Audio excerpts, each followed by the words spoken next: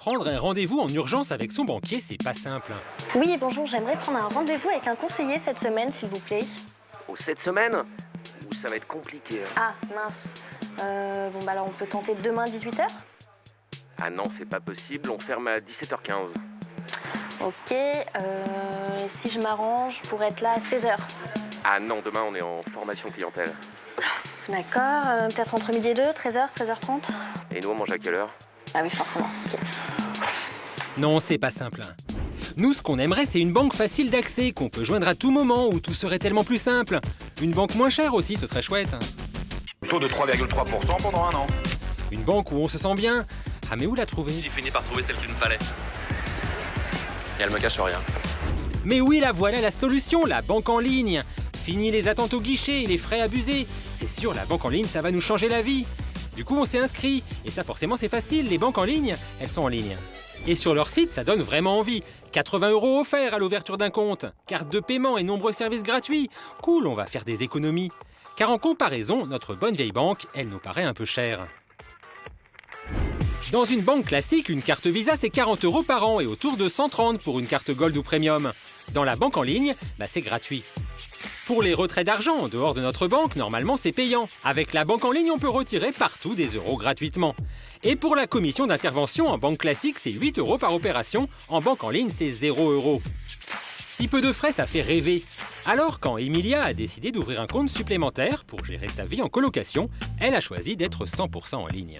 C'était ce qu'il y avait de plus simple, de plus rapide. Il y avait des choses qui m'énervaient un peu aussi avec ma banque traditionnelle, notamment les appels de ma conseillère pour essayer de me vendre des trucs tout le temps. Et voilà, là je sais que c'est un compte sur lequel je gère le quotidien et j'ai pas besoin qu'on vienne me vendre des assurances, des crédits et un tas de trucs. Mais sur le papier, j'ai tout comparé, il y a quand même beaucoup d'avantages et c'est quand même moins cher.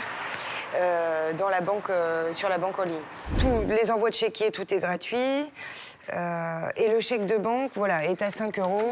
Là où il va être de l'autre côté à 9,90 €. Voilà. Bon, voilà, Est-ce que 2 fois moins cher? C'est ça. Avec sa banque en ligne, Emilia économise autour de 200 € par an par rapport à sa banque classique. Pas mal. Mais pour l'association qui défend les usagers des banques, c'est surtout un trompe-l'œil. Disons concrètement, ils vous séduisent, ils font tout pour vous séduire. Il y avait l'argument traditionnel de la gratuité de la carte, ils l'affichent tous gratuit. Oui, tous, déjà, ils sont pas très nombreux. Mais surtout, ils vont encore plus loin aujourd'hui. On vous fait un cadeau, vous voulez venir chez nous, on vous paye. Un banquier qui vous paye pour venir, vous en connaissez? 80 € jusqu'à 120 €, voilà. Bon, est-ce que c'est aussi beau? Il faut toujours quand même avoir un peu de suspicion. Et là, on se rend compte que la porte d'entrée n'est pas ouverte à tout le monde, déjà. Pourquoi? Parce que c'est sélectif. Oui, il y a des clients, on va leur dire il faut dépenser avec votre carte bancaire au moins 750 € par mois. Rappelons que la moitié de la France gagne moins de 1 500 €. Et oui, tout le monde n'est pas le bienvenu dans la banque en ligne. Et quand Serge parle de 750 €, c'est dans le meilleur des cas. On a appelé les 5 banques en ligne existantes pour leur demander quelles étaient les conditions nécessaires pour ouvrir un compte et obtenir une carte bancaire. Dans un premier temps, donc, être résident fiscal français.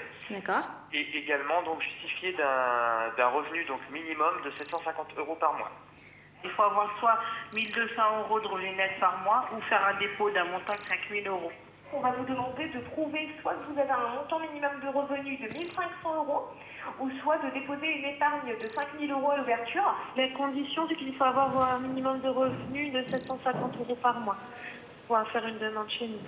Il faut justifier d'un revenu mensuel d'au moins 1 400 € ou de déposer 5 000 € sur un compte d'épargne Hello Bank.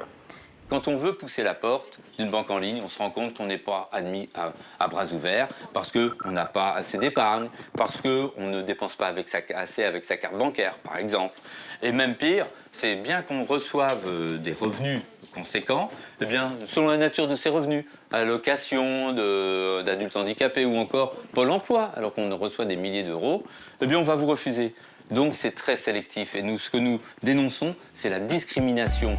La discrimination, Françoise, elle estime en avoir été victime, justement. L'an dernier, elle a fait une demande d'ouverture de compte dans une banque en ligne. Et elle était confiante, Françoise, elle pouvait justifier de revenus bien supérieurs au seuil demandé. Pourtant, ça s'est pas passé comme prévu. J'ai réussi, au bout de quelques essais, à avoir quelqu'un au bout du fil qui, en fait, ne m'a pas donné de réponse dans un premier temps. en disant que voilà, mon dossier avait été oublié, qu'ils le mettaient au-dessus de la pile et qu'ils allaient traiter en priorité mon dossier. J'ai dit, écoutez, vous me dites oui, vous me dites non, mais vous me donnez une réponse parce que moi, il faut que je sache ce qu'il en est. Et il se trouve que la personne qui me répond me dit clairement, écoutez, on ne va pas pouvoir vous ouvrir un compte en ligne parce que vous ne répondez pas à nos critères d'éligibilité. Car à l'époque, Françoise, elle était en train de créer son entreprise et ses revenus étaient des allocations chômage. Et ça, visiblement, ça ne lui plaisait pas à son banquier en ligne. La personne m'a dit qu'il y avait un certain nombre de documents qui permettaient d'ouvrir un compte et que les attestations de revenus, de complément de revenus par Pôle emploi n'en faisaient pas partie. D'accord, mais ça c'est écrit nulle part? Non, c'est écrit nulle part. Est-ce que vous avez eu un document, une preuve écrite en fait de ce refus et des raisons surtout de ce refus? Non, je n'ai eu aucun document écrit et la personne que j'ai eue au téléphone m'a même stipulé précisément que je n'en aurais pas. Refuser un dossier pour cause d'allocation chômage, c'est pas très sympa. Et ils ne s'en vendent pas d'ailleurs. Quand on a appelé cette même banque pour leur poser la question, officiellement, il n'y a aucun problème. Donc vous me garantissez qu'il n'y a aucun problème si c'est des indemnités chômage, même si c'est au-dessus du seuil? Oui, il n'y a aucun problème. En fait, que ce soit des virements permanents, des salaires ou des allocations, il n'y aura pas de problème à ce niveau-là. Alors y aurait-il une différence entre le discours officiel et la réalité? À en croire les pubs, par exemple, dans la banque en ligne, vous avez à votre service des conseillers à dispo pour répondre à toutes vos questions. C'est cool, mais qui sont ces conseillers? Quand on regarde les offres d'emploi, par exemple, on voit que les niveaux en fait, de formation, de qualification, d'expérience ne sont pas tout à fait les mêmes entre les banques traditionnelles et les banques en ligne.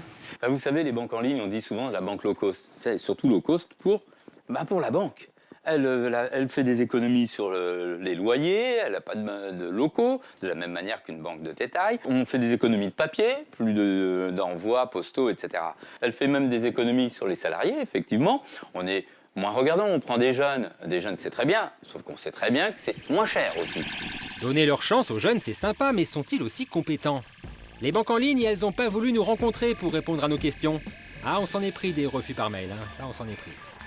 On a quand même tenté le forcing en se rendant au siège d'une de ces banques. Bonjour. Excusez-moi, je suis journaliste pour l'émission On n'est plus des pigeons.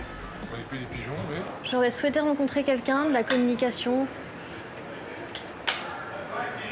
Sans rendez-vous. Sans rendez-vous. Ça va être dur, hein. Bon, nous on n'avait rien à faire, donc on a attendu.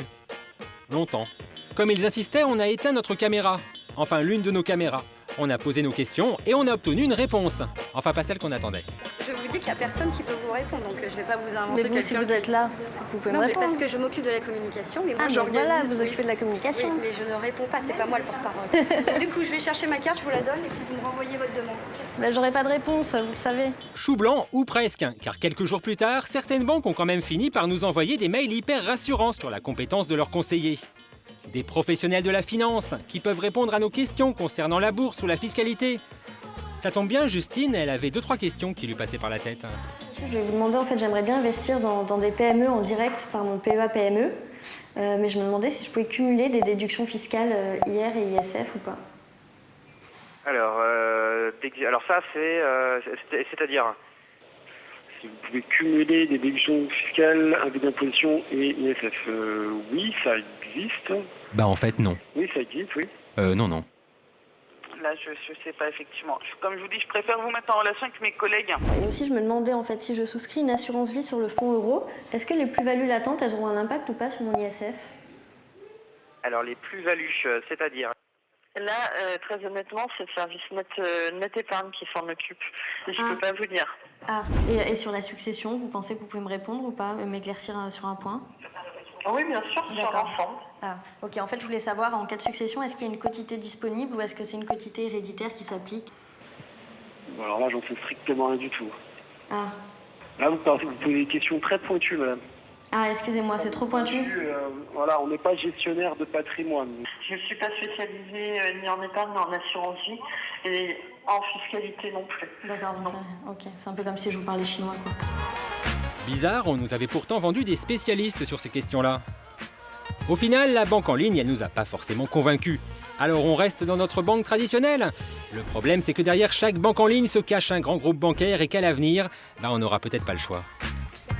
On risque de voir dans les périodes à venir que les banques généralistes, qui sont derrière la plupart des banques en ligne, poussent les clients de la banque traditionnelle vers la banque en ligne. Et nous voyons les prémices. C'est que nous avons une grande banque nationale qui a créé il y a 1 an une banque en ligne et qui aujourd'hui entend déménager ses clients traditionnels de la banque nationale, banque de détail du coin de la rue, vers la banque en ligne. Ça s'appelle de la vente forcée, je dirais même forcenée. Et là, il faut que les consommateurs le sachent, la banque viole la loi.